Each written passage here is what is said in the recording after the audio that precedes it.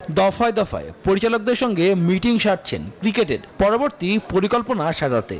বিসিবির সভাপতি বিপিএলের 3 ভেন্যুতে স্পোর্টিং উইকেটের চাহিদা জানালেও গ্রাউন্ডস কমিটির চেয়ারম্যান মাহবুবুল আনাম দিতে পারেননি কোনো সদুত্তর। উল্টো ক্রিকেটারদের পিচ নিয়ে নানা সময় মন্তব্য না করে বরং খেলায় মনোযোগ দেওয়ার পরামর্শ দিয়েছেন। বিপিএল মাঠে গড়ানোর আগে 7 কোটি টাকা খরচ নিয়েও কথা বলেছে বিসিবি।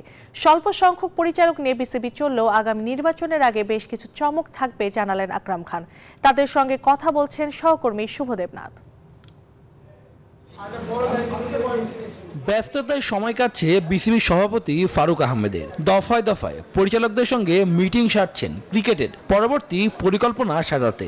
জাতীয় দলের আপাতত ব্যস্ততা নেই, সেজন্য সব ব্যস্ততা এখন বিপিএল ঘিরে। টি-20 রানের খেলা, এবার আসলে স্পোর্টিং উইকেটের কথাই জানালেন।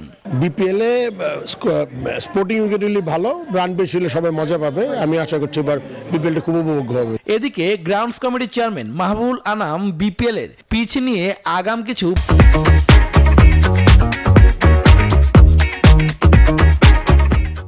বলতে নারাজ, তবে উইকেটের চিন্তা না করে ক্রিকেটারদের নিজের খেলায় মনোযোগ দিতে বললেন। একটা জিনিস আপনাকে মনে রাখতে হবে যে আমাদের সিজনের প্রথম দিকে এই জানুয়ারি মাসের ওয়েদারটা খুব একটা আমাদের জন্য সহযোগী থাকে না, কারণ কুয়াশা এবং সানলাইটের কম থাকলে অনেক সময় উইকেটের অসুবিধা হয়। বিপিএল এ মাঠের লড়াই শুরুর আগেই খরচ 7 কোটি টাকা, সে বিষয়েও কথা বলেন বিসিবি পরিচালকরা। কোনোদিন প্রাইজ মানির সাথে আমাদের মার্কেটিংকে তুলনা করলে হবে না।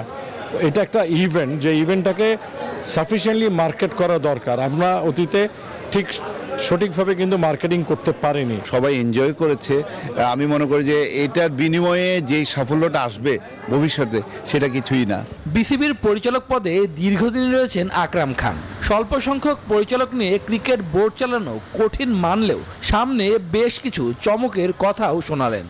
আমরা চাই যেন ক্রিকেটে সবাই এনজয় করুক এবং এই ধরনের অনুষ্ঠান হোক, এই ধরনের টুর্নামেন্ট হোক, আরও ভালো ভালো জিনিস হোক, সেটাই আমরা চাই। 12তম আসরে এলেও এখনো ব্র্যান্ড হয়ে উঠতে পারেনি বিপিএল।